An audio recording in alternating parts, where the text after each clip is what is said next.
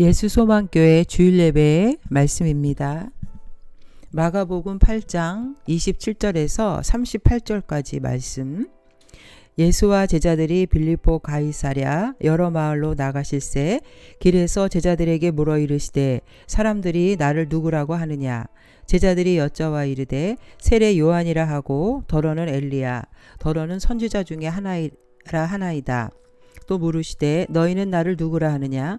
베드로가 대답하여 이르되 주는 그리스도 신이이다 하매 이에 자기의 일을 아무에게도 말하지 말라 경고하시고 인자가 많은 고난을 받고 장로들과 대제사장들과 서기관들에게 버림받아 죽임을 당하고 사흘 만에 살아나야 할 것을 비로소 그들에게 가르치시되 드러내놓고 이 말씀을 하시니 베드로가 예수를 붙들고 항변하매 예수께서 돌이키사 제자들을 보시며 베드로를 꾸짖어 이르시되 사탄아 내 뒤로 물러가라. 내가 하나님의 일을 생각하지 아니하고 도리어 사람의 일을 생각하는도다 하시고 무리와 제자들을 불러 이르시되 누구든지 나를 따라오려거든 자기를 부인하고 자기 십자가를 지고 나를 따를 것이니라. 누구든지 자기 목숨을 구원하고자 하면 잃을 것이요 누구든지 나와 복음을 위하여 자기 목숨을 잃으면 구원하리라. 사람이 만일 온 천하를 얻고도 자기 목숨을 잃으면 무엇이 유익하리요. 사람이 무엇을 주고 자기 목숨과 바꾸겠느냐. 누구든지 이 음란하고 죄 많은 세대에서 나와 내 말을 부끄러워하면 인자도 아버지의 영광으로 거룩한 천사들과 함께 올 때에 그 사람을 부끄러워하리라. 오늘은 우리가 마가복음 8장 27절부터 38절까지의 말씀으로 예수님께서 베드로의 그 신앙 고백을 들으심으로 인해서 또 올바른 그 메시아관을 우리에게 알려주고 계시는 내용입니다. 예수님이 이 땅에 오신 목적은 요한일서 3장 8절에 죄를 짓는 자는 마귀에게 속하나니 마귀는 처음부터 범죄함이라. 하나님의 아들이 나타나신 것은 마귀의 일을 멸하려 하심이라. 예수님께서는 인류를 구원하시려는 그 하나님의 뜻을 이루기 위해서 죄와 사망에 매여 있는 종노릇하는 인간들을 해방시켜주기 위해 이 땅에 오셨습니다. 하나님의 아들 예수님은 하늘의 영광을 버리고 인간의 몸으로 오셔서 십자가의 고난으로 죽으시고 다시 사흘 만에 부활하셔서 이제 성령을 우리에게 보내주시고 재림의 주로 다시 오시는 일만 남았습니다. 이처럼 하나님의 뜻을 이루기 위해서 이 땅에 오신 그 예수님의 사역을 방해하고 막으려는 이 사탄은 오늘 이 현재 이 순간에도 성도들을 비옥하고 넘어뜨리려고 하고 있습니다. 우리가 노 크로스 노 크라운이라는 영어 단어가 있는데 고난이 없는 그 영광은 없다는 의미입니다. 예수님이 다시 부활하셔서 우리에게 성령을 보내주신 것은 이처럼 십자가에 고난이 있었기 때문입니다. 그래서 오늘 말씀 가운데는 제자들이 예수님이 이제 첫 번째로 자신의 그 순환을 공개적으로 얘기하면서 고난받고 십자가에서 죽고 이제 다시 살아나야 한다는 것을 처음으로 공개하고 있는데 제자들은 아직까지도 이 주님의 고난을 이해하지 못했습니다. 그리고 그것을 믿으려고도 하지 않았습니다. 31절에 인자가 많은 고난을 받고 장로들과 대제사장들과 서기관들에게 버림받아 죽임을 당하고 사흘 만에 살아나야 할 것을 비로소 그들에게 가르치시되 이 당시에 제자들의 믿음은 아직까지 그 고난을 이해할 정도로 성숙한 믿음이 아니었기 때문에 결국은 이 오늘 31절에 예수님께서 고난을 얘기하자 방금 전에 베드로가 신앙 고백을 주는 그리스도니시다라고 올바른 신앙 고백을 했지만 결국은 32절에 보면 예수님께서 그 순환에 대한 예고를 하시자 베드로가 예수를 붙들고 항변하매 여기서 항변했다라는 것은 예수님이 제자를 꾸짖을 때 그 꾸짖었다는 단어와 똑같은 단어가 사용됨으로 인해서 예수님의 옷을 붙들고 강하게 대들면서 이렇게 안 된다라고 이렇게 주장하는 그런 거칠게 대드는 모습을 말하고 있습니다. 그래서 예수님께서는 사탄아 내 뒤로 물러가라. 하나님의 일을 생각하지 아니하고 도리어 사람의 일을 생각하는도다. 라고 이제 이 베드로가 예수님의 십자가 사역을 막으려는 것은 결국 사단의 일이라고 책망하고 있습니다. 우리는 예수님이 이 땅에 왜 오셨는지 올바른 그 메시아관을 갖고 있지 않으면 오늘 말씀 가운데 베드로가 사단의 유혹에 넘어가서 사단의 도구로 사용된 것처럼 십자가의 사역을 막고 방해하려는 그 사단에 이용당할 수밖에 없는 존재가 된다는 것이죠. 그래서 결국 우리가 예수님이 누구신지 올바른 그 구세주라는 것을 메시아관을 정립하고 있지 않으면 결국 사단의 그 미혹에 넘어가서 사탄의 뜻을 이루게 되는 거고 그의 종으로 전락되어서 사탄과 같은 운명에 처할 수밖에 없다라는 것입니다. 예수님께서는 이 땅에 고난을 받는 종으로 그 구원의 사역을 이루시기 위한 때가 가까워져 옴에 따라서 이제 자신에 대한 사역을 공개하셨는데 오늘 31절에서 인자의 고난에 대해서 이제 자신을 공개하셨습니다. 그리고 이제 자신이 떠나고 나면은 그 남겨질 제자들에게 올바른 그 메시아관을 심어주기 위해서 질문을 하시죠. 두 가지 질문을 하십니다. 그래서 27절에도 보면 사람들이 나를 누구라고 하느냐? 그리고 두 번째 질문은 29절에 또 물으시되 너희는 나를 누구라고 하느냐? 두 가지 질문을 하시게 됩니다. 그래서 자신의 그 사역에 대한 고난에 대한 그 의미를 일반 사람들이 잘못 생각하고 있는 것을 올바로 알려주시고 또 제자들에게서는 자신의 그 십자가 사역의 최종적인 목적이 무엇인지를 알려주기 위한 것이죠. 그러나 먼저 자신의 죽음에 대해서는 제자들에게 먼저 정확한 그 인식을 깨닫게 해주고 싶으셨습니다. 결국 예수님은 십자가의 죽음이 있었기 때문에 부활과 승리가 있다는 것인데 그 당시 많은 사람들은 예수님이 하나님의 아들이라는 걸 모르고 유대인들이 가졌던 왜곡된 메시아관 그들의 그 적을 물리치고 로마의 통치에서 해방시키고 이스라엘과 세계를 영광 가운데 통치하는 그 왕으로 오시는 그런 메시아로 잘못 알고 있었던 것입니다. 그래서 오늘 그 질문에 잘못된 일반 사람 백성들이 알고 있는 그 잘못된 질문 또 베드로의 고백 이 고백을 통해서 정말 우리 성도들이 어떠한 예수님의 메시아관을 가져야 할지 우리는 올바로 깨달아야 하겠습니다. 베드로가 여기서 보면 너는 예수님께서 27절에 일반 사람들에 대한 잘못된 메시아관에 대한 대답이 나오는데 27절에 사람들이 나를 누구라 하느냐라고 물었을 때 제자들이 세례 요한이라 하고 더러는 엘리야 더러는 선지자 중에 하나라 하나이다. 결국은 이 질문에 대한 답이 틀린 거죠. 사람들이 생각하는 예수님에 대한 생각이 틀린 답을 여기서 보여주고 있습니다. 예수님을 세례 요한으로 언급하고 있고 또 엘리야나 또는 옛 선지자 중에 하나와 같다는 이야기를 하고 있는데 사실 세례 요한도 예수님의 오심을 준비하기 위한 그런 선지자였고 엘리야나 이런 사람들은 결국 구약에서 얘기하고 있는 메시아를 준비하는 그런 사람들이었다는 것입니다. 마태복음 16장 14절에서는 이제 예레미야를 더 첨가시켜서 언급을 하고 있는데 결국 그 당시 이 제자들의 답을 통해서 우리가 알 수 있는 것은 유대 백성들이 예수를 메시아로 생각한 사람이 없었다는 것을 알 수 있습니다. 그러나 대적자들인 이 마귀들은 예수님이 누구이신지를 오히려 알았다는 거죠. 메시아라는 것을 인정했습니다. 마가복음 1장 23절 24절에 보면 마침 그들의 회당에 더러운 귀신 들린 사람이 있어 소리질러 이르되 나사렛 예수여 우리가 당신과 무슨 상관이 있나이까? 우리를 멸하러 왔나이까? 나는 당신이 누구인지 아노니 하나님의 거룩한 자니이다. 하나님께서 보내신 거룩한 분이라고 이 사탄, 귀신들은 알고 있었다는 것이죠. 그러나 유대 백성들은 예수님을 하나님으로 알지 못하고 그 사람으로 인식했다는 것, 이것이 바로 그들의 가장 큰 비극이었습니다. 유대 백성들은 정말 메시아를 대망하고 있었음에도 불구하고 예수님이 정말 오셨는데도 불구하고 예수님을 하나님의 아들 메시아라고 깨닫지 못했다는 것이죠. 당시에 이 엘리야 사람들이 그 선망에 기다렸던 그 엘리야를 보고 엘리야 재림사상 유대인들 사이에서는 그런 사상이 널리 전파되었었는데 엘리야가 다시 살아난다. 라는 거. 그래서 결국 세례 요한을 엘리야다라고 이제 얘기를 했는데 역시 엘리야 역시도 메시아이신 예수님의 길을 미리 예비하는 자였을 뿐이지 인류를 구원할 메시아 자체는 아니었다는 것입니다.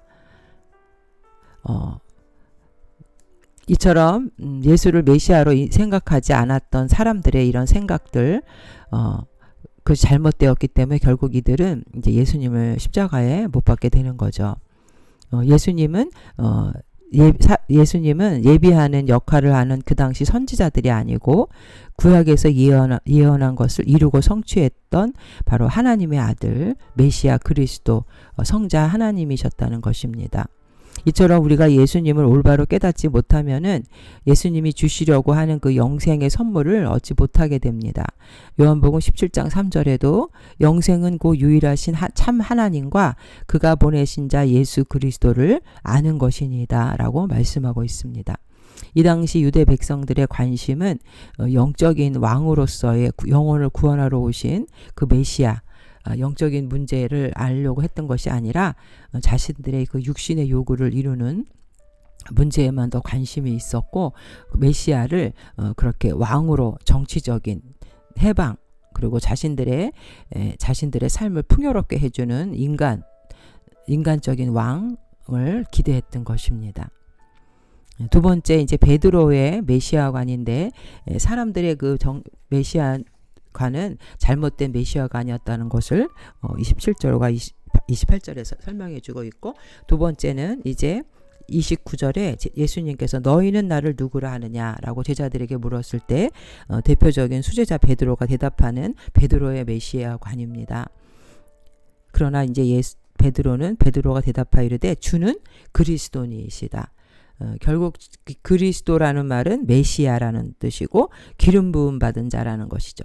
마태복음 16장 16절에는 주는 그리스도시요 살아계신 하나님의 아들이라는 완전한 모습으로 기록되어 있고 또 누가복음 9장 20절에서는 하나님의 그리스도라는 말로 축약돼서 언급되고 있습니다. 이 세 가지의 답변들은 다 예수가 하나님으로부터 보냄을 받은 그리스도라는 표현으로서 서로 일치를 하고 있습니다. 이 같은 이 베드로의 신앙 고백이 기독교의 중심된 신앙 고백으로 받아들여져서 모든 신앙 고백의 기초를 이루게 된 거죠. 베드로가 여기서 말한 그리스도는 유대인들이 말하는 기름 부음을 받은 자 메시아를 가리킵니다. 구약 성경에서는 이 기름 부음 받은 자는 당시의 제사장이나 선지자, 이제 왕 등을 지칭하는 데 사용된 말이고 이 기름 부음 받은 자란 말 속에는 하나님에 의해 선택받은 자, 하나님의 일을 위해 성별된 자, 위탁받은 일을 완수하기 위해서 하나님께 능력을 부여받은 자라는 그런 의미가 담겨져 있습니다. 그러나 이제 이 메시아 기름 부음 받은 자라는 것은 구약 이제 후반에 이르게 되면 좀 특별한 의미를 갖게 되는데 이것은 이제 메시아라는 의미가 자기 백성을 구원하고 의로운 왕국을 건설하기 위해서 하나님에 의해 기름 부음을 받고 능력을 부여받은 왕을 가리키게 됩니다.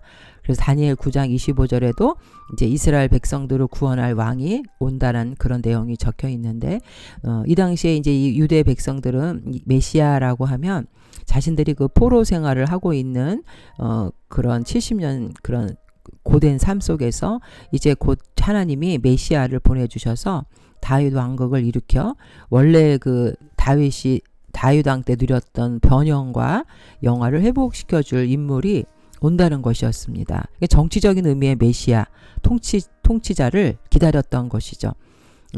결국 하나님이 보내시고자 하는 왕의 개념은 이제 이스라엘 백성을 통하여 복음이 전파되고 온 인류의 영혼을 구원하는 그런 왕의 의미였지만 이 유대인들이 해석했던 이 메시아는 정치적이고 국가적인 자신들의 이스라엘 나라를 회복시켜줄 나라의 왕으로 잘못 왜곡된 해석을 했다는 것입니다. 그러나 어찌됐든 예수님은 하나님의 거룩한 성령으로 기름받은 메시아, 만왕의 왕이라는 것은 맞는 것이죠. 그리고 예수님은 진정한 우리의 왕이 되시고 또 제사장이 되시고 우리 대신 제물이 되신 제사장이 되시고 또 예언자, 하나님의 말씀을 우리에게 전해주시는 분이라는 것, 하나님이 뜻을 이루기 위해 이 땅에 오신 사명을 이루신 분이라는 것은 맞습니다. 결국 예수님을 통해서 우리도 하나님의 자녀가 되었고 하나님의 기름 부음 받은 백성이 되었고 또 성령으로 인해서 우리가 바로 기름 받은 백성이 된 것입니다. 사도행전 1장 8절에도 보면 오직 성령이 너희에게 임하시면 너희가 권능을 받고 예루살렘과 온 유대와 사마리아와 땅끝까지 이르러 내 증인이 되리라. 하나님의 자녀는 이미 죄를 용서받았기 때문에 주님의 성령이 우리 안에 계시고 우리를 통치하고 계시는 것입니다.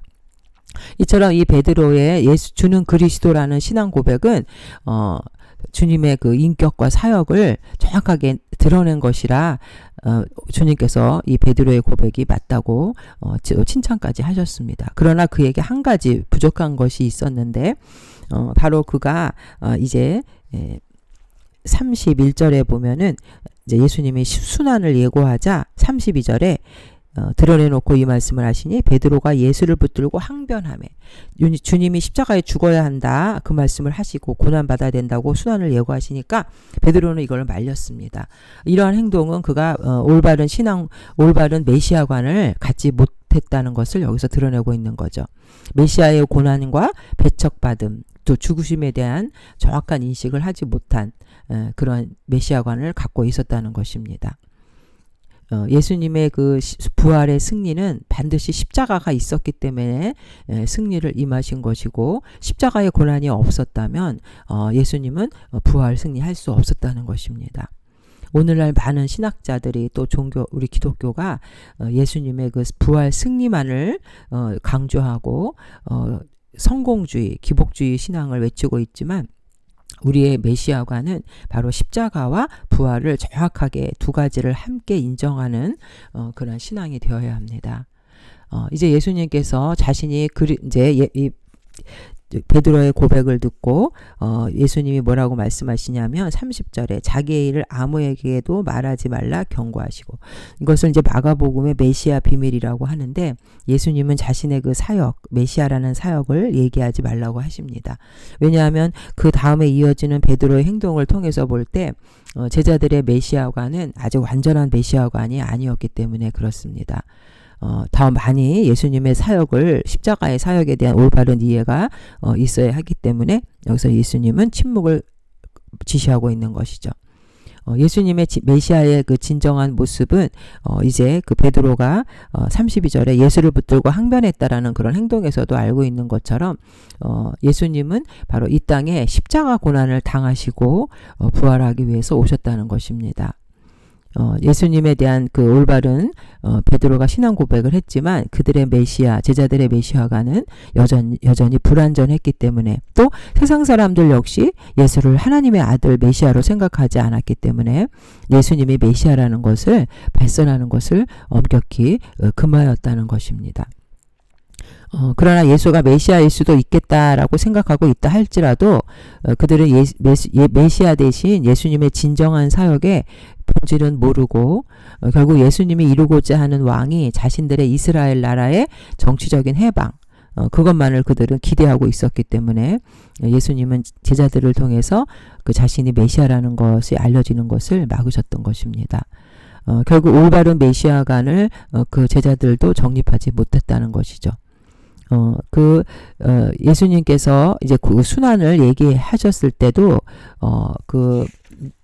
마가복음 9장 33절에도 보면 누가 서로 크냐 제자들끼리 쟁론이 있었고 또 마태복음 20장 20절에 그 세베대의 아들의 어머니 물론 야고보와 요한의 어머니는 그 아들들이 주님의 좌편과 우편에 앉게 해달라고 자리에 대한 얘기를 합니다. 이처럼 제자들 사이에서도 주님이 구세주로 오셨던 이유를 자신들의 어떤 그런 이스라엘의 그 회복과 정치적인 그런 권세 그런 것들을 자신들도 얻을 수 있다라는 그런 생각이 내재되어 있었다는 것입니다. 여기서 예수님께서 31절에 인자가 많은 고난을 받고 장로들과 대제사장들과 서기관들에게 버림받아 죽임을 당하고 사흘 만에 살아나야 할 것을 비로소 그들에게 가르치시되 예수님은 인자라는 단어를 사용하셨는데 인자라는 단어에는 두 가지 의미가 같이 들어 있습니다.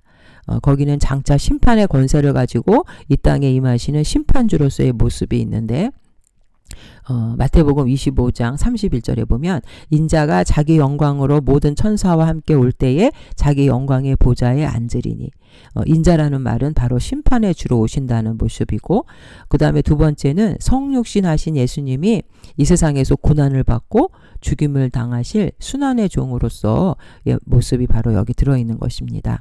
마태복음 26장 24절에 보면 인자는 자기에 대하여 기록된 대로 가거니와 인자를 파는 그 사람에게는 화가 있으리라. 그 사람은 차라리 태어나지 아니하였더라면 제게 좋을 뻔하였느니라. 가룟 유다를 말하고 있습니다. 주님은 베드로의 고백처럼 그리스도 메시아이지만 많은 사람들이 환호하는 정치적인 메시아가 아니라 인간의 죄를 대신하여 십자가 순환을 받는 대속의 메시아로 오셨다는 거죠. 그래서 인자라는 말을 여기서 사용하고 있는 것입니다. 예수님은 고난받는 종으로 오셨기 때문에 예수님의 고난은 결코 우연한 일이 아니고 하나님께서 계획하신 필연적인 과정인 것입니다. 마가복음 14장 24절에도 예수님은 이르시되 이것은 많은 사람을 위하여 흘리는 나의 피 곧 언약의 피니라. 주님은 많은 사람을 위해서 언약의 피를 흘리셔야만 했습니다. 인간의 죄 사함을 위해서 필요한 것이었죠. 히브리서 9장 22절에도 율법을 따라 거의 모든 물건이 피로써 정결하게 되나니 피 흘림이 없은즉 죄 사함이 없느니라. 그러나 예수님의 순환을 예고하자 베드로의 행동이 나타나는데 32절에 예수를 붙들고 항변하네.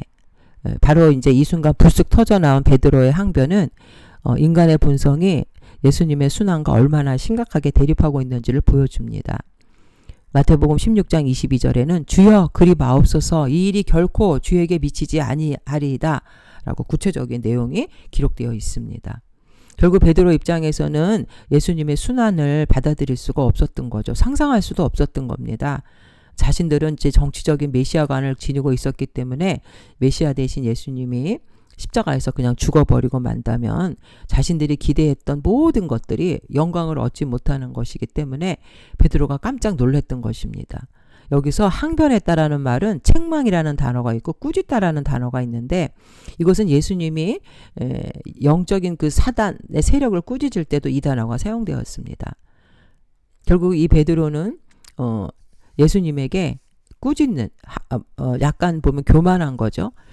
그렇게 함부로 대하고 있는 겁니다. 어둠의 세력이 붙잡혔기 때문에 이제 베드로는 예수님의 그 영적인 사역을 향해서 매우 거칠게 대들었다라는 것을 표현하고 있습니다.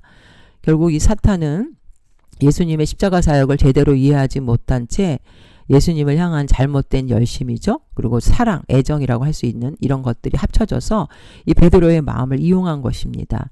그래서 예수님의 십자가 순환의 길을 막고자 했던 것이죠. 불과 몇 분 전까지만 해도 전무후무한 가장 위대한 고백, 예수는 그리스도십니다 라고 고백을 했던 베드로가 이제는 사단의 도구가 되어서 예수님을 방해하는 대적자의 모습으로 전락했던 것입니다. 우리는 고린도전서 10장 12절에 선줄로 생각하는 자는 넘어질까 조심해야 한다는 것을 기억해야 합니다.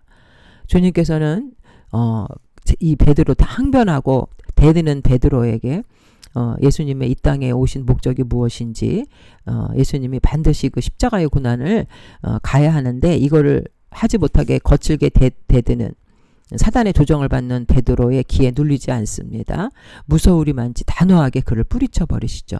그리고 뭐라고 말씀하시냐면은 베드로에게 사탄아 내 뒤로 물러가라. 내가 하나님의 일을 생각하지 아니하고 도리어 사람의 일을 생각하는도다.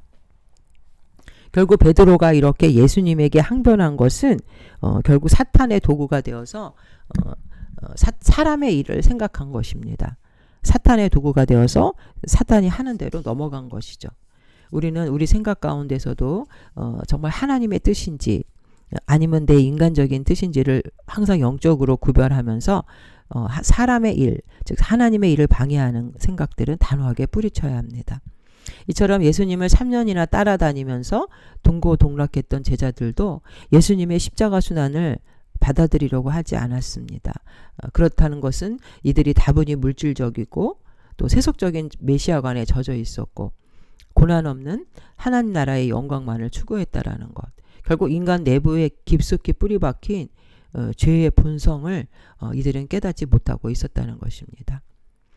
예수님은 계속해서 그들에게 환영받지 못하는 고난의 메시지, 자신의 이 땅에 고난받고 십자가에 죽기 위해 오셨다라는 것을 계속해서 선언을 하시게 됩니다. 마가가 이런 내용을 여기 기록한 것은 이 당시에 기독교 그리스도 성도들이 박해를 많이 받고 있었고 AD 64년에 그 네로 황제의 박해가 절정에 달했던 것입니다.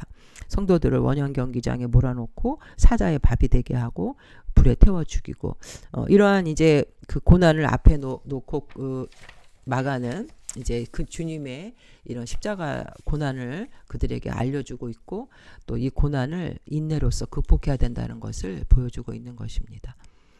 그러나 이렇게 예수님의 십자가 사역을 말씀하실 때 이를 만류하는 베드로의 행동은 예수님이 성령으로 이 땅에 오셨을 때 40일 금식하시고 공생의 사역을 시작하려고 했을 때 예수님을 방해하기 위해 찾아온 사단의 유혹, 돌이 떡이 되게 하라 하면서 유혹했던 이 사단의 유혹과 또 같은 유혹이었던 것입니다. 하나님의 일을 이루고자 하는 예수님의 구원 사역을 방해하는 것은 바로 사탄의 계략이죠. 베드로를 통해서 예수님의 십자가 사역을 방해하고 막으려던 것은 사단이 베드로에게 준 사람의 생각이었습니다. 결국 하나님의 일을 방해하고 사람의 일을 먼저 생각하려는 생각은 사탄이 주는 생각임을 우리는 깨달아야 하겠습니다. 이로써 두 가지 질문을 통해서 사람들의 잘못된 메시아관 그리고 베드로에게는 올바른 신앙 고백을 했지만 그리스도 십자가 순환을 생각하지 않았던 부족한 잘못된 메시아관에 이르러서 우리는 이제 34절부터는 성도의 올바른 메시아관을 주님이 알려주십니다. 결국 성도의 올바른 메시아관이라는 것은 고난을 통해서는 십자가의 고난이 없이는 부활의 승리가 없다는 것. 우리에게 주님의 고난은 반드시 우리를 구원하기 위해서 필요했다라는 것이죠. 결국 올바른 메시아관을 이렇게 가진 성도는 34절부터 38절까지의 말씀처럼 자기를 부인하고 자기 십자가를 지고 따르는 삶이라는 것을 34절에 말씀해주고 있습니다. 그리고 누구든지 자기 목숨을 구원하고자 하면 잃을 것이요 누구든지 나와 복음을 위하여 자기 목숨을 잃으면 구원하리라. 결국 세상에서 주님의 복음을 거절하고 자신의 육신의 그 만족만을 위해서 자기 목숨만을 위해서 사는 사람들은 영원한 생명을 잃어버린다는 말씀입니다. 그리고 복음을 믿고 살아갈 때 고난을 받아서 육적인 생명을 잃게 되더라도 여기서 영원한 생명을 자기 목숨을 잃으면 구원하리라. 영원한 생명을 얻게 된다는 말이죠. 진정한 의미의 참 생명은 이 세상 사람들이 가장 높이 가치를 두고 있는 그러나 어느 날 갑자기 사라져 버릴 수 있는 육적인 생명이 아니라 영원히 존재하는 영적 생명, 영생이 더 귀하다는 것을 말씀해주고 있습니다.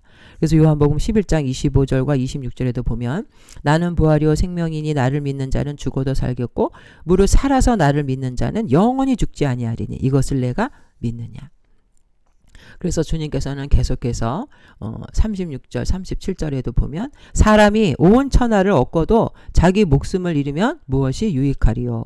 사람이 무엇을 주고 자기 목숨과 바꾸겠느냐. 그리고 38절에 누구든지 이 음란하고 죄 많은 세대에서 나와 내 말을 부끄러워하면 인자도 아버지의 영광으로 거룩한 천사들과 함께 올 때에 그 사람을 부끄러워하리라.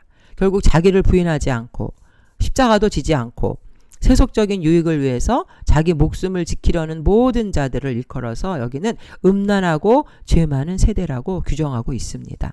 그래서 음란이라는 단어는 하나님과 그 이스라엘 백성과의 관계를 결혼 언약으로서 성경에 많이 비유하고 있는데 결국 신랑 대신 예수님 또 신부 대신 성도들을 관계입니다. 그래서 백성들이 우상 숭배에 빠지는 것은 영적인 간음죄를 범한다고 성경의 구약에서 말하고 있고 즉 하나님에 대한 그 신앙인의 불성실한 모든 행위는 바로 음란한 자세라고 여기서 말하고 있는 거죠. 하나님을 따른다고 하면서도 자신의 그 죄악된 본성, 죄성, 자아를 포기하지 못하고 세속적인 세상적인 것만으로 자신을 만족하게 하려는 자들은 바로 하나님에 대해서 음란한 자들이고, 또 이러한 사람들이 모여 사는 세상이 바로 음란한 세대인 것입니다. 오늘날 우리가 뉴스를 보더라도 얼마나 사람들이 자신의 만족과 유익만을 채우려는 죄성 때문에 수많은 범죄가 발생하고 있고, 정말 자신이 낳은 자식까지도 학대하고 죽이는 인륜을 저버린 범죄까지도 정말 저지르는 그런 소식들을 접할 때 얼마나 안타까운지 모르겠습니다. 결국 인간의 죄성이 이런 죄를 낳게 되는 거죠. 우리 성도들은 이러한 음란한 세상에 살아가면서 주님의 말씀을 우리가 부끄러워할 가능성이 있다는 겁니다. 환난 가운데, 박해 가운데 우리도 그리스도를 부인할 수 있다라는 가능성까지 품고 있는 것이죠. 결국 우리도 이 말씀을 통해서 깨달아야 되는 거는 종말의 시대가 가까워져 올수록 우리는 주님을 부인하거나 사단의 그 유혹 때문에 주님을 부인하거나 그 죄의 세력에 굴복해서는 안 된다는 것입니다. 결국 여기서 예수님께서 38절에 누구든지 음란하고 죄 많은 세대에서 나와 내 말을 부끄러워하면 인자도, 예수님이죠, 아버지의 영광으로 거룩한 천사들과 함께 올 때 그 사람을 부끄러워하리라. 예수님이 재림하시면서 이제 심판의 주로 이 땅에 다시 오실 때는 이 세상에 살면서 그분과 그분의 말씀, 즉 복음을 부끄럽게 여겼던 모든 사람들이 바로 예수님으로부터 부끄러운 여김을 당할 것이라는 것입니다. 예수님께서는 이 말씀을 통해서 성도들이 그리스도와 복음을 자랑스럽게 여기고 세속적 욕망만을 위해서 살았던 사람들은 최후의 심판에서는 바로 부끄러움을 당할 수밖에 없다라는 걸 설명하고 계십니다. 마태복음 7장 23절에도 내가 도무지 너를 알지 못한다라는 그런 뼈아픈 선언을 듣게 될 것입니다. 이 세상에 살아가는 성도들은 이 고난에 대해서 고난이 받아도 되고 안 받아도 되는 그 선택사항이 아니라는 것을 알아야 합니다. 예수님의 고난과 그를 쫓았던 제자들 역시 고난은 떨어질 수 없는 관계였습니다. 예수님의 12제자 중에서 요한계시록을 썼던 그 사도 요한을 제외하고는 모두가 일찍 순교를 당했고 복음을 위해서 자신의 생명을 내놓아야 했습니다. 결국 우리 삶 속에서 우리가 예수님의 십자가의 고난을 우리가 생각하는 메시아관은 내 삶 속에서 나의 삶을, 나의 자기를 부인하는 것, 나의 자아, 옛자아, 예수 믿기 전에 그 죄악된 본성을 부인하는 것이고, 예수님의 고난을 통해서 우리는 구원받은 자녀로서 하나님의 뜻을 내 안에 이루어가는 그런 삶을 살아야 한다는 것입니다.